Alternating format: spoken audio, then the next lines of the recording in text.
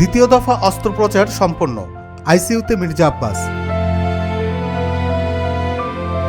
রাজধানীর এভারকেয়ার হাসপাতালে চিকিৎসাধীন বিএনপির স্থায়ী কমিটির সদস্য ও প্রধানমন্ত্রীর রাজনৈতিক উপদেষ্টা মির্জা আব্বাসের মস্তিষ্কে সফল অস্ত্রোপচার সম্পন্ন হয়েছে। শুক্রবার বিকেলে এই অস্ত্রোপচার শেষে তাকে হাসপাতালে নিবিড় পর্যবেক্ষণ কেন্দ্রে রাখা হয়েছে।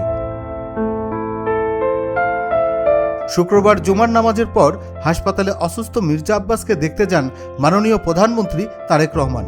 এ সময় তার শয্যা পাশে কিছুক্ষণ অবস্থান করেন এবং পরিবারের সদস্যদের সাথে কথা বলে সান্ত্বনা দেন।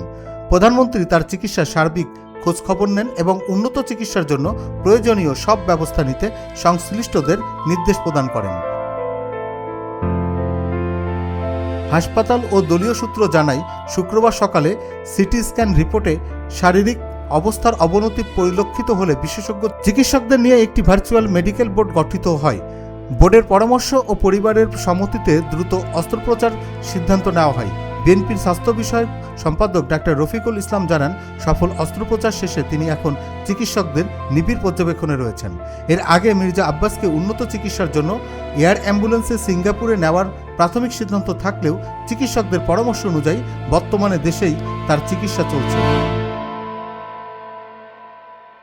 মেডিকেল বোর্ড সবুজ সংকেত দিলে পরবর্তী সময়ে তাকে সিঙ্গাপুরের ন্যাশনাল ইউনিভার্সিটি হাসপাতালে নেওয়ার প্রক্রিয়া শুরু করবে পরিবার। উল্লেখ্য, গত 11 মার্চ ইফতারের সময় হঠাৎ অসুস্থ হয়ে জ্ঞান হারালে তাকে এভারকেয়ার হাসপাতালে ভর্তি করা হয়। মির্জা আব্বাসের দ্রুত আরোগ্য কামনায় তার পরিবারের পক্ষ থেকে দেশবাসীর কাছে দোয়া চাওয়া হয়েছে। Desk report, infinity Bangla.